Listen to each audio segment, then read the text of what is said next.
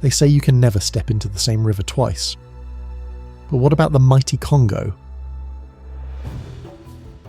Take a look at this map. These two dots sit just 2.5 miles apart. They are Kinshasa and Brazzaville, the closest capital cities on Earth. Between them flows the Congo River, the deepest river on Earth. Crossing that short stretch of water means ferries, border control, visas, and paperwork. Those 2.5 miles can demand more coordination than an international flight. Kinshasa is the capital of the Democratic Republic of the Congo. Brazzaville is the capital of the Republic of the Congo. Two capitals, and two countries with nearly identical names, creating one of the strangest neighbourhoods on the planet. This is their story. The Congo River. The moment you say that name, forget every polished story about majestic nature. The Congo isn't here to be admired, it's here to remind you how small and irrelevant you are. Locals call it Nzia, meaning the river that swallows all other rivers. This is not exaggeration. The river's force is real. While the Nile always gets the spotlight, people tend to forget what kind of power hides in the deepest river on Earth. It's the second longest in Africa, but in terms of raw strength, the Nile doesn't come close. Every single second, the Congo throws 41,000 cubic meters of water into the Atlantic. 16 Olympic swimming pools collapsing into the ocean while you blink. The Bangkoko people along the Congo's banks spent centuries building an identity as fierce and unpredictable as the water itself. For them, the river was never an obstacle, it was life. Their world had no concept of riverbanks as borders until someone else decided to draw a line across the water. And that's where the story gets truly absurd. Look at a map again. You'll see two countries with almost identical names separated by a single river. People mix them up constantly, which makes sense. But what most don't realise is that they were never one country to begin with. Each one was born separately under a different flag and a different boot. To see how this split began, we need to go back to 1884 to a salon in Berlin.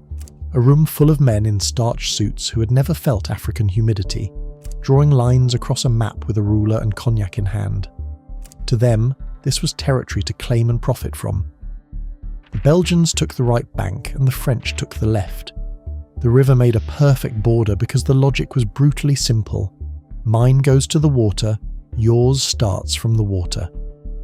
And just like that, the Nzere, which had connected peoples like the Bangkoko for centuries, became a wall overnight.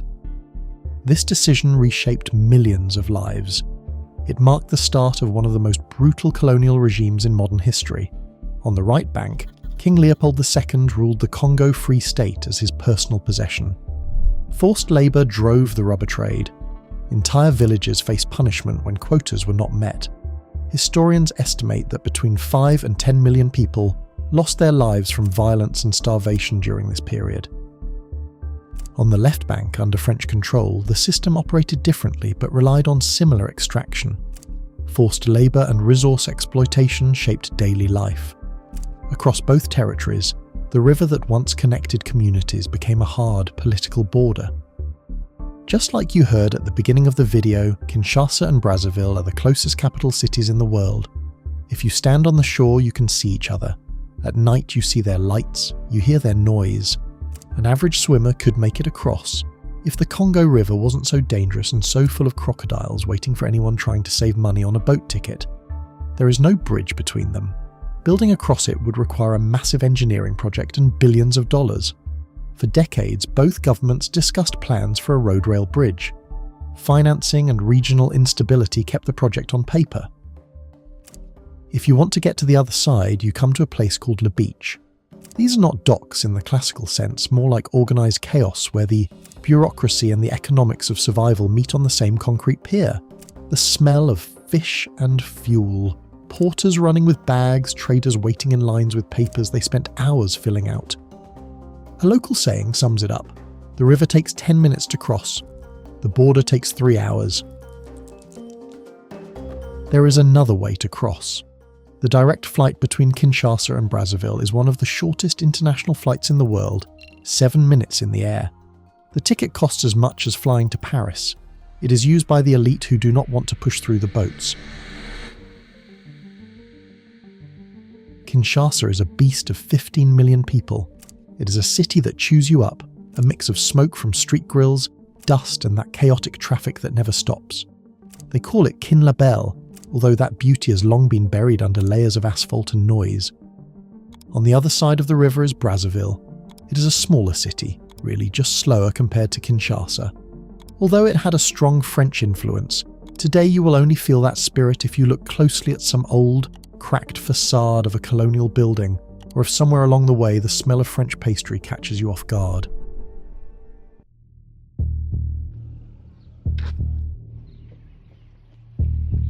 Now I will try to explain why the Congo River is the deepest in the world. To understand that, we need to go back to 1997. That was the year of Congolese roulette. On the south bank in Kinshasa, the rule of Mobutu Sese Seko was collapsing. After more than 3 decades in power, his regime was falling apart. His army was retreating. Laurent Désiré Kabila and his rebel forces were advancing toward the capital during what became known as the First Congo War. Civilians waited in uncertainty, unsure which side would control the city by morning. At the same time, just under 3 miles away across the river, Brazzaville was descending into its own conflict. In the Republic of the Congo, tensions between political factions erupted into civil war. Forces loyal to President Pascal Lissouba clashed with militia loyal to former President Denis Sassou Nguesso. Heavy weapons were used inside the capital, artillery damaged neighbourhoods, and thousands of civilians fled their homes. This is an absolutely unique case and a rare historical moment you could not make up. 2 capital cities, 2 countries, both at war in the same year, but in completely different conflicts. You can imagine for a moment a war reporter. Journalists from Reuters and Le Monde were living through the peak of surrealism. In the morning they get into a boat, cross over to Kinshasa to film the fall of a dictator and dodge bullets as the army retreats, and then in the evening they return to the other bank to Brazzaville, only to be greeted by shells and street fighting shaking the windows of their rooms. Perhaps it was the very depth of this river that prevented these conflicts from spilling into one another. Although these wars had nothing to do with each other, the Congo River stood between them like a dark, deep wall. But not everything is so dark. There is one thing that no bureaucratic or political problem has managed to stop, and that is Congo Rumba. Music is the only real bridge between these 2 cities, and the only bridge that actually works. Musicians from Kinshasa and Brazzaville are architects of bridges. They collaborate, record hits together, and when a song explodes in one city, the next day it becomes a hit in the other city as well. There is even a special phenomenon that locals call musical evenings on the riverbank, where people gather on both sides of the river, turn their speakers towards the water, and the Congo itself carries that sound from one bank to the other. That is an invisible bridge that nobody built and nobody can destroy.